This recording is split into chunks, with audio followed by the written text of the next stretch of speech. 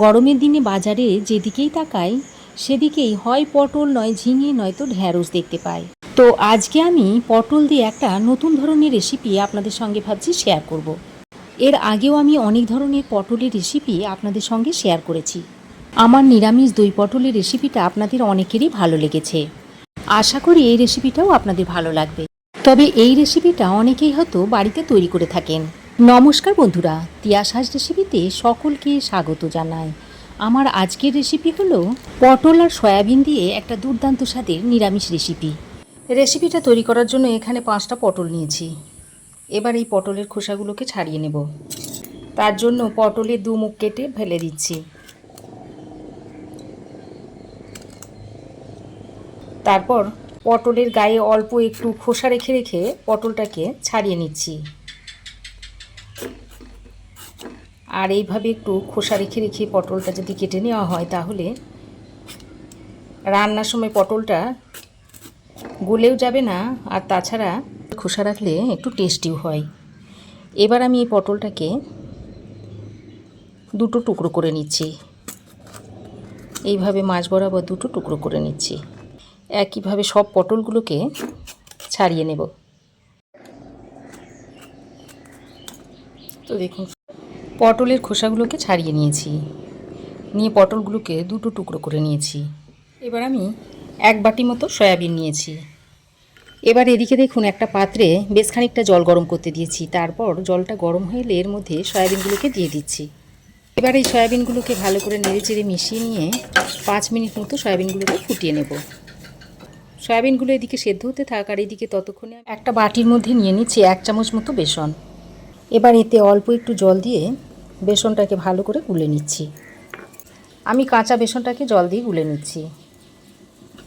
বেসনটাকে আমি dry roast করি।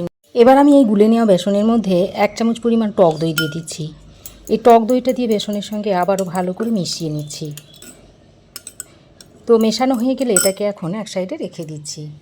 এবার আমি আরও একটা মশলা তৈরি করে নেব। তার জন্য একটা বাটি নিয়েছি। এবার এই বাটির মধ্যে দিয়ে দিচ্ছি পরিমাণ মতো হলুদ গুঁড়ো, 1/2 চামচ পরিমাণ দিয়ে দিচ্ছি জিরে গুঁড়ো, 1/2 চামচ পরিমাণ দিয়ে দিচ্ছি ধনে গুঁড়ো, কালারের জন্য দিয়ে দিচ্ছি 1/2 চামচ পরিমাণ কাশ্মীরি লঙ্কার গুঁড়ো, আর অল্প সামান্য পরিমাণে একটু ঝাল লঙ্কার গুঁড়ো দিয়ে দিচ্ছি।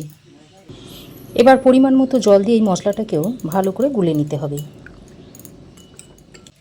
এইভাবে মশলা গুলে যদি রান্নাতে ব্যবহার করা হয় তাহলে বাটা মশলার স্বাদ পেয়ে যাবেন। তো মশলাটা আমি গুলে নিয়েছি, এটাকেও এক সাইডে রেখে দিচ্ছি। এদিকে দেখুন, সয়াবিনটাকে 5 মিনিট জলে ভালো করে সেদ্ধ করে নিয়েছি, আর সয়াবিন দেখুন খুব ভালোভাবে সেদ্ধ হয়ে গেছে। এবার এটাকে জল থেকে ছেঁকে তুলে নিচ্ছি। তারপর একটা পাত্রের মধ্যে নিয়ে নিচ্ছি।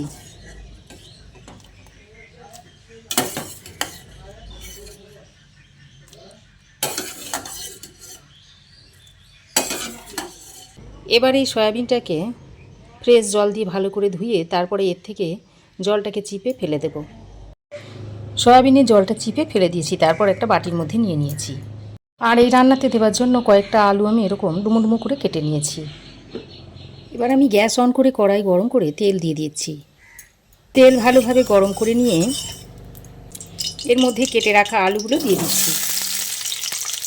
আলুগুলো দিয়ে একটু লাল লাল করে ভেজে নেব। বন্ধুরা, আপনারা পটলের কালিয়া, পটল পোস্ত, পটল চিংড়ি সব কিছুই খেয়েছেন, তো এইভাবে একবার সয়াবিন দিয়ে পটলটা তৈরি করে খেয়ে দেখুন। আলুগুলোকে ভালো করে নেড়ে চেড়ে এরকম একটু রং ধরিয়ে ভেজে নিয়েছি। এবার এই ভাজা আলুগুলোকে একটা প্লেটে তুলে নিচ্ছি।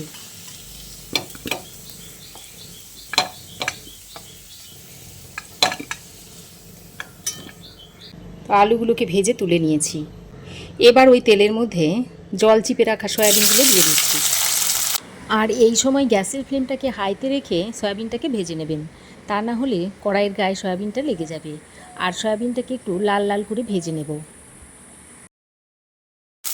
সয়াবিনগুলোকে ওইরকম একটু হালকা বাদামি কালার করে ভেজে নিয়েছি। এবার এই সয়াবিনগুলোকেও তুলে নেব।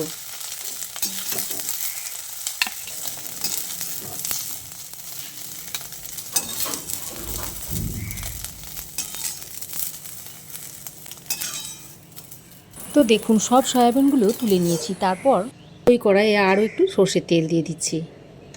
তেল ভালোভাবে গরম হয়ে এলে এর মধ্যে দিয়ে দিচ্ছি দুটো শুকনো লঙ্কা, লঙ্কা দুটোকে ফাটিয়ে দিয়েছি, আর একটা তেজপাতা দু টুকরো করে দিয়ে দিলাম, আর হাফ চামচ মতো গোটা জিরে দিয়ে দিচ্ছি। এবার ফোড়নটাকে কিছুক্ষণ ভেজে নিয়ে ফোড়ন থেকে যখন একটা মিষ্টি গন্ধ বেরোতে শুরু করেছে, সেই সময় কেটে রাখা পটলগুলোকে দিয়ে দিচ্ছি। এবার এই পটলগুলোকেও একটু তেলের সঙ্গে ভালো করে ভেজে নিচ্ছি।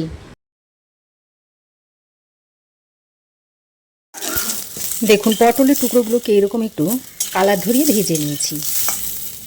এবার আমি যে মশলাগুলো জলে গুলে রেখে দিয়েছিলাম সেই মশলাটা এর মধ্যে দিয়ে দিচ্ছি। মশলার পেস্টটা দিয়ে পটলের সঙ্গে বেশ ভালো করে কষিয়ে নিয়েছি। আমি এর মধ্যে ভেজে রাখা আলু আর সয়াবিনগুলো দিয়ে দিচ্ছি। আলু সয়াবিনটা দিয়ে পটলের সঙ্গে ভালো করে মিশিয়ে নিচ্ছি। সব সময় যে পেঁয়াজ রসুন দিয়েই রান্না করতে হবে এমন কথা নয়, অনেক সময় পেঁয়াজ রসুন ছাড়াও কিন্তু রান্না খেতে খুবই টেস্টি হয়। সব কিছুকে ভালো করে মিশিয়ে নিয়ে এবার আমি এখানে একটা টমেটো দিয়ে দিচ্ছি। একটা ছোট সাইজের টমেটোকে গ্রেট করে দিয়ে দিলাম। এবার এই গ্রেট করা টমেটোটা দিয়ে পটল আলুর সঙ্গে ভালো করে মিশিয়ে নিতে হবে। বন্ধুরা, আমার এই আজকের সয়াবিন দিয়ে পটলের নতুন ধরনের রেসিপি আপনাদের ভালো লাগছে তো? ভালো লাগলে অবশ্যই একটা লাইক শেয়ার কমেন্ট করে দেবেন। আর আমার চ্যানেলে যদি প্রথম এসে থাকেন তো প্লিজ চ্যানেলটাকে সাবস্ক্রাইব করার অনুরোধ রইল। বেশ কিছুক্ষণ ভালো করে মিশিয়ে নিয়েছি। এবার যে দই আর বেসনের মিশ্রণটা তৈরি করে রেখেছিলাম সেটা এর মধ্যে দিয়ে দিচ্ছি। ওই বাটিতে অল্প পরিমাণে একটু জল নিয়ে সেটাকেও দিয়ে দিলাম। এবার খুব ভালো করে মিশিয়ে নিতে হবে। যেহেতু এর মধ্যে দই দেওয়া রয়েছে তাই নিচে লেগে যাবার সম্ভাবনা থাকে, সেই কারণে গ্যাসের ফ্লেমটাকে একটু মিডিয়ামে করে দিয়েছি। তারপর ভালো করে মিশিয়ে নিচ্ছি। দেখুন সব কিছু ভালোভাবে মিশিয়ে নিয়েছি। এবার যাতে সব কিছু ভালোভাবে সেদ্ধ হয়ে যায় সে কারণে পরিমাণ মতো ফুটন্ত গরম জল দিয়ে দিচ্ছি। তারপর সব কিছু একসঙ্গে আবারও ভালো করে মিশিয়ে নিচ্ছি। এবার আমি এর মধ্যে পরিমাণ মতো নুন দিয়ে দিচ্ছি।